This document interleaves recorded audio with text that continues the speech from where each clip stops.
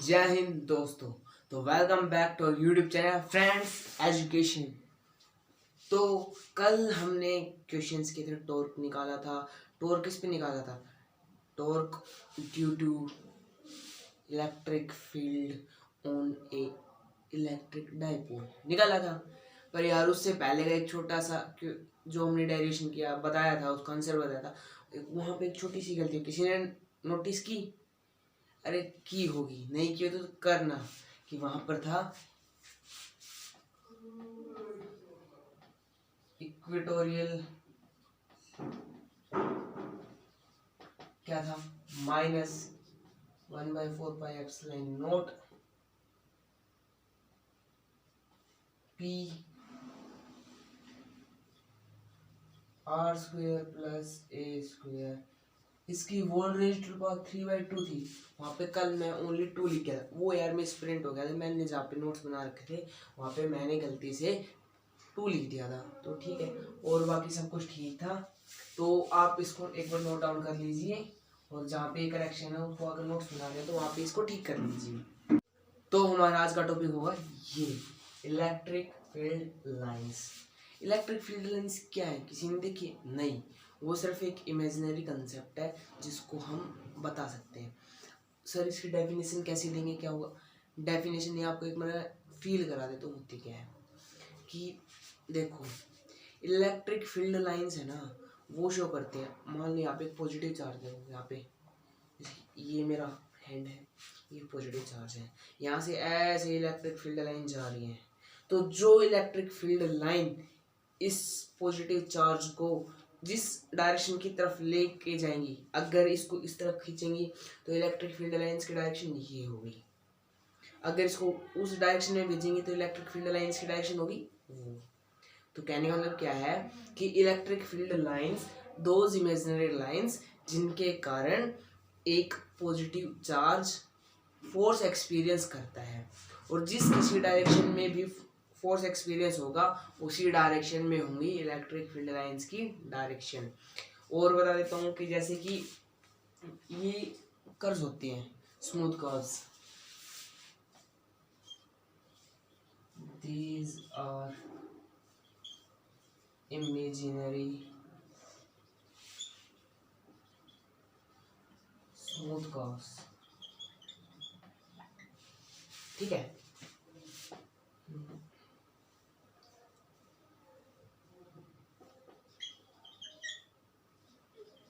they can be understand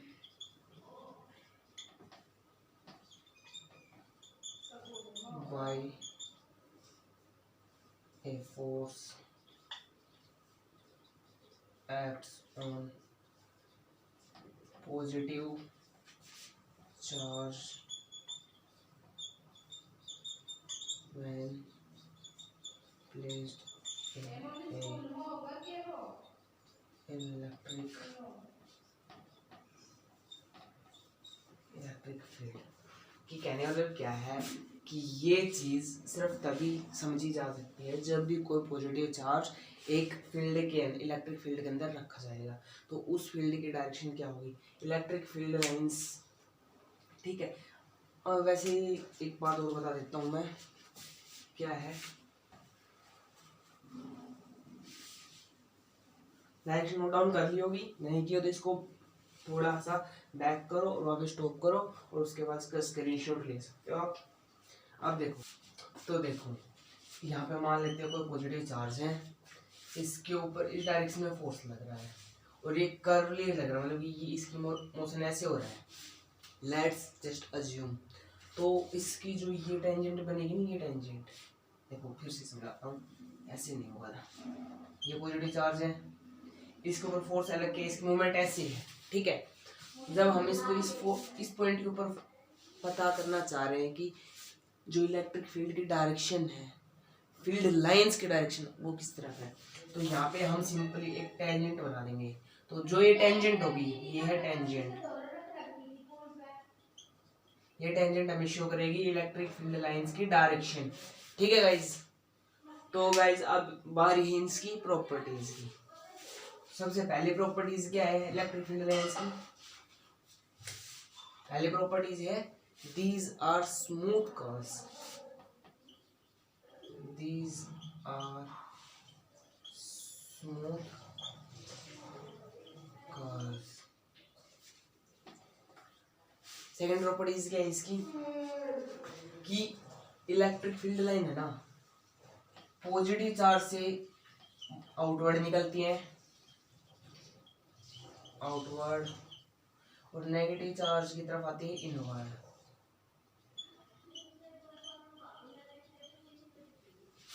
ठीक है। Third properties क्या है, electric field line never intersect each other.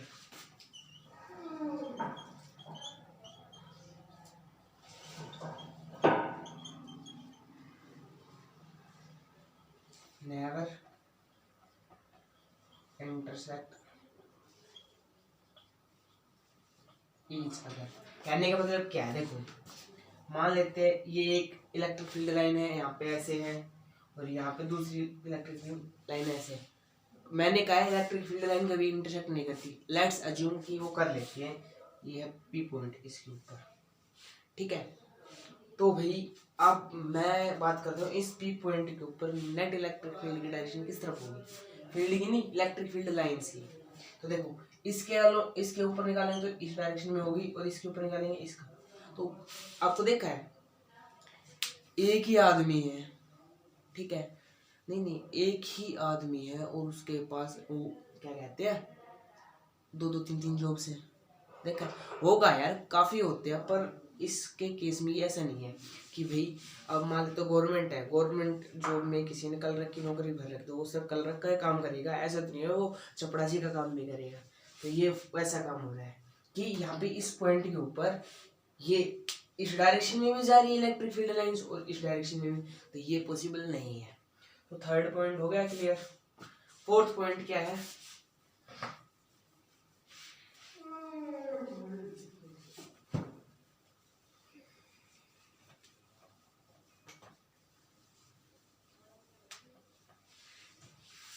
Fourth point है कोई भी ऑब्जेक्ट है इलेक्ट्रिक फील्ड लाइंस उसके नॉर्मल होंगे। मतलब कि क्या है कि देखो ये कोई ऑब्जेक्ट है, इसके ऊपर फोर्स इलेक्ट्रिक फील्ड लाइंस का मतलब एक तरीके से मैं यहाँ पे बात कर रहा हूँ इसके थ्रू के अंदर फोर्स ऑफ एक्शन मतलब फोर्स ऑफ लाइन। तो फोर्स ऑफ लाइन परपेंडिकुलर होगी। भाई देखो ये है और मैं इसको ऐसे बता रहा हूँ कि ऐसे ऐसे फील्ड है, मतलब फोर्स ऑफ लाइन मतलब कि इलेक्ट्रिक फील्ड लाइंस है। ये प्रॉपर्टी है, क्या है, प्रॉपर्टी है कि जो ऑब्जेक्ट्स होते हैं उनके ऊपर, चार्ज ऑब्जेक्ट होते हैं उनके ऊपर ऐसे पड़ेंगे, ठीक है। तो उनके through out electric field lines भी पास आउट नहीं हो सकती चार्ज बॉडीज के थ्रू। और क्या है कि एक सिग्निफिकेंस और है इस चीज का, एक सिग्निफिकेंस और क्या है कि अगर ये परपेंडिकुलर नहीं होगी किसी एंगल के थ्रू होगी। देखो मान लेते हैं कुछ ऐसे एंगल बना रहे, देखो मैं मार्कर थोड़ा तिरछा पकड़ा हुआ, सीधा पकड़ता थोड़ा तिरछा है, मतलब कोई ना कोई एंगल बना रही है। तो दो कंपोनेंट होंगे, एक कोस थीटा का और जो एक बिल्कुल इसके परपेंडिकुलर बाहर की तरफ ऐसे दिखा रहा हूँ मैं, पी साइन थीटा का। फोर्स मान लेते हैं, फोर्स है पी, फोर्स है, ठीक है। तो भी इसके ऊपर जो ये वाला है ये तो इसको बैलेंस करता है, इक्विलिब्रियम बना के रखता है। पर ये वाला कंपोनेंट है अगर किसी एंगल के थ्रू होगा तो यहाँ पे जो ये है ना इसके अंदर, इस मेटल के अंदर जो भी इलेक्ट्रॉन्स हैं उनके ऊपर एक टाइप का फोर्स लगेगा और उस फोर्स के कारण यहाँ पे करंट जनरेट हो जाएगा। अगर ऐसे करंट बनने लग जाए तो देश के इतने ज़्यादा कोयले क्यों बर्बाद किए जा रहे हैं, ऐसे बना लेते हैं। तो इसलिए ये चीज़ भी गलत है, हमेशा परपेंडिकुलर ही होगी, मतलब डायरेक्ट परपेंडिकुलर ऐसे आएगी ऑब्जेक्ट के ऊपर, ठीक है। और फिफ्थ सबसे main point,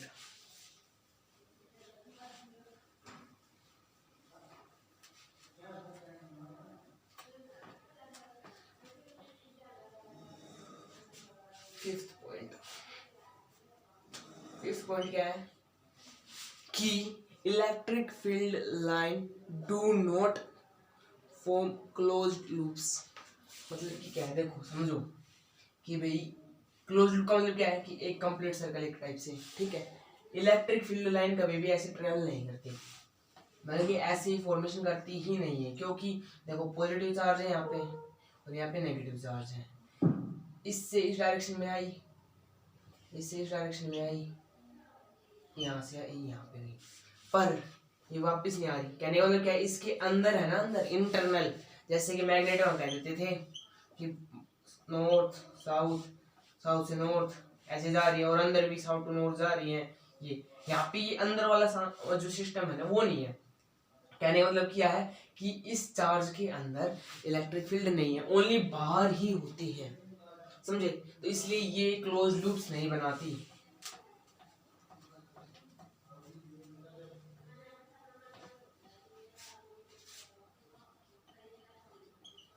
electric field lines don't form close loops. हो गया क्लियर। तो अब इसका क्या कहते हैं वो भी देख लेते हैं, क्या थोड़ी इलेक्ट्रिक फील्ड्स भी देख लेते हैं, इलेक्ट्रिक फील्ड लाइन कैसे कैसे शो होंगी। तो हम जनरली 3-4 एग्जांपल करते हैं, उनके बाद में बता देंगे एग्जैक्ट कैसे क्या होता है। उसके बाद आपको पता लग जाएगा कि इसके थ्रू कैसे इलेक्ट्रिक फील्ड लाइन जनरेट होंगी, कैसे नहीं होंगी। देख, सबसे पहले हम करते हैं पॉजिटिव चार्ज के कारण। पॉजिटिव चार्ज कैसे इलेक्ट्रिक फील्ड लाइन जनरेट करेगा। भाई ये है एक पॉजिटिव चार्ज, तो इससे जितनी भी इलेक्ट्रिक फील्ड लाइंस निकलेंगी वो इसकी सरफेस से परपेंडिकुलर होंगी, और किस डायरेक्शन में होंगी, आउटवर्ड।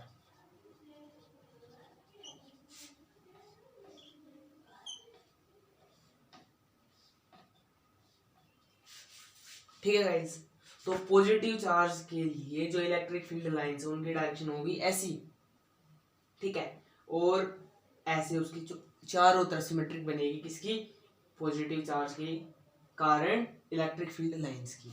अब बात करते हैं हम नेगेटिव चार्ज।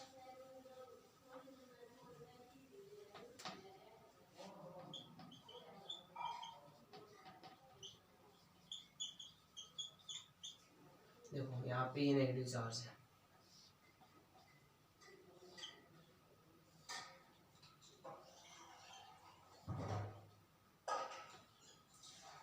कहने का मतलब क्या है, ये भी परपेंडिकुलर ही इसके ऊपर आएंगी, ना कि ऐसे, ना कि किसी एंगल के थ्रू, ये भी नहीं होगा। मतलब कि यहाँ पे जो ये फील्ड लाइन होगी, ये अगर इसको आगे बढ़ाऊं, ये करूँ, तो ये सारी परपेंडिकुलर होंगी, ठीक है। आपने अब दोनों आइसोलेटेड तो पढ़ लिए, अब पढ़ लेते हैं ना कंबाइंड, कि भाई मान लेते हैं कि इलेक्ट्रिक फील्ड लाइन एक डायपोल कैसे जनरेट करेगा। डायपोल में यहाँ पे पॉजिटिव चार्ज है और यहाँ पे नेगेटिव चार्ज है, ठीक है। तो देखो पहली वाली ये है, ये सीधी चली जाएगी, प्रॉब्लम ये। अगली वाली थोड़ा सा ऐसे घूम के जाएगी, यहाँ से परपेंडिकुलर निकल रही है, यहाँ पे जाके ऐसे ऐसे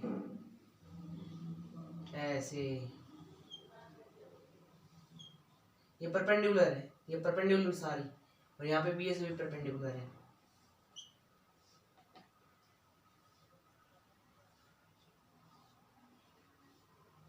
और एक यहाँ पे ऐसी सीधी और एक यहाँ पे ऐसे, तो एक डायपोल के कारण ऐसे क्रिएट होगी क्या, लूप्स क्रिएट होंगी, मतलब कि जो सिमेट्रिक बनेगी फील्ड लाइंस की ऐसी होगी। अब भाई हम कर लेते डिफरेंट डिफरेंट का भी। डिफरेंट डिफरेंट का क्या है, आसानी है सर, वो भी हो जाएगा। अरे हो तो जाएगा, पर एक बार देख तो लो कैसे क्या होगा, ठीक है, देखना भी जरूरी होता है कि कैसे होगा।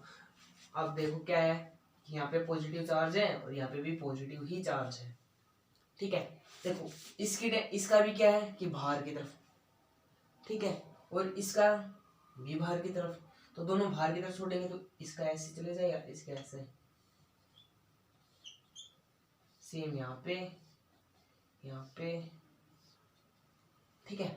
और जो ये वाली सिंपल ये आउटवर्ड जाएंगी, ये वाली सिंपल आउटवर्ड, ठीक है,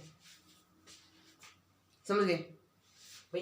कई बुक्स में एक यहाँ से बिल्कुल सीधे वाले दिखा देते हैं, ठीक है, पर वो जा सकते हैं, क्योंकि देखो यहाँ पे जाके वो बिल्कुल इसकी इस डायरेक्शन में होगी और इसकी भी इस डायरेक्शन में, तो वो नेट बिल्कुल सेंटर के ऊपर कोलाइड करेंगे, ठीक है। पर ये वाली यहाँ का जो इतना पोर्शन है ये खाली रहेगा, क्योंकि एक दूसरे को रिपेल करने के चक्कर में वो ऐसी बैंड हो जाती हैं और ऐसे चली जाती हैं आगे जाके, ठीक है, ये इतनी क्लोज लूप्स होती है, मतलब कि अगर इसे और निकालें तो इतनी पास पास से आते हैं, पर एक दूसरे को टच नहीं करते, एक दूसरे को इंटरसेक्ट कभी नहीं करते। तो इलेक्ट्रिक फील्ड लाइंस का टॉपिक आई थिंक हो गया है। इलेक्ट्रिक फील्ड लाइंस के बारे में इतना ही था। आपको एक चीज और बता देता हूँ कि जो इलेक्ट्रिक फील्ड की डायरेक्शन होती है ना, वो इलेक्ट्रिक फील्ड लाइन से देख सकते हैं कि देखो क्या था इलेक्ट्रिक फील्ड। अब देखो मैंने क्या बताया था, इलेक्ट्रिक फील्ड की डायरेक्शन किस तरफ होगी, इस तरफ है। तो इलेक्ट्रिक पॉजिटिव चार्ज, अगर यहाँ पे कोई पॉजिटिव चार्ज है तो इलेक्ट्रिक फील्ड की डायरेक्शन किस तरफ है, इस तरफ है। इसी डायरेक्शन में इलेक्ट्रिक फील्ड लाइंस भी है। तो जनरली हम कह देते हैं कि इलेक्ट्रिक फील्ड लाइंस की जो डायरेक्शन होगी वही डायरेक्शन होगी इलेक्ट्रिक फील्ड की। ठीक है गाइस, तो इसमें इतना ही था। तो हमारा अगला टॉपिक है एरिया वेक्टर। अगला टॉपिक है एरिया वेक्टर। एरिया वेक्टर ये क्या होता है सर? यस बड़ी yes, area is also a vector quantity. मान लेते हैं ये कोई भी एक ऑब्जेक्ट है, ठीक है, इसकी डायरेक्शन होगी, मतलब कि इसका डायरेक्शन क्या होगी, कोई भी एरिया है तो उसका एक उसकी मतलब कि एक डायरेक्शन होती है। तो वो डायरेक्शन कैसे होगी, वो होगी परपेंडिकुलरली आउटवर्ड। परपेंडिकुलरली आउटवर्ड, अब मान लेते हैं ये यहाँ से है, अगर मैं इसको इस तरफ से देख रहा हूँ तो इसकी डायरेक्शन होगी ये अपनी तरफ, बाहर की तरफ। देखो आप ऐसे देख रहे हो, अगर ये बोर्ड है हमारा, आप इसको ऐसे देख रहे हो तो इसकी डायरेक्शन पता है किस तरफ होगी, इस एरिया वेक्टर की। अगर हम इसका एरिया निकाले और उसकी डायरेक्शन निकाले तो उसकी डायरेक्शन आएगी कुचिक कुचिक, समझे? तो कहने का मतलब क्या है, जो एरिया वेक्टर होगा इसका एन कैप, वो होगा परपेंडिकुलरली आउटवर्ड।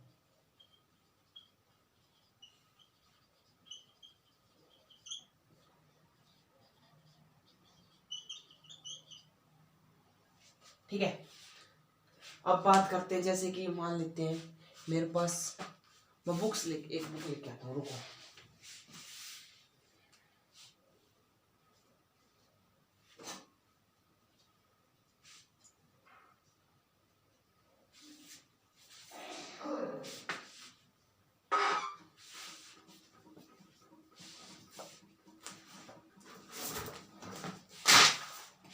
देखो ये बुक है, ठीक है, अगर मैं इसको ऐसे कर दूं, मतलब कि अब ये ऐसे नहीं दिख रही, कहने का मतलब क्या है, देखो ये ऐसे है फिलहाल, अगर मैं इसको ऐसे कर दूं और वहां से कोई बंदा देख रहा है तो इसका एरिया वेक्टर किस तरफ होगा, परपेंडिकुलरली आउटवर्ड है, कुचिक कुचिक कुचिक बाहर की तरफ।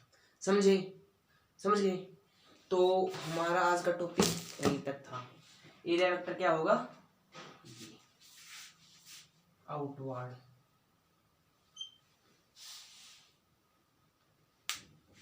तो होप गाइज आज की वीडियो आपको पसंद आई होगी।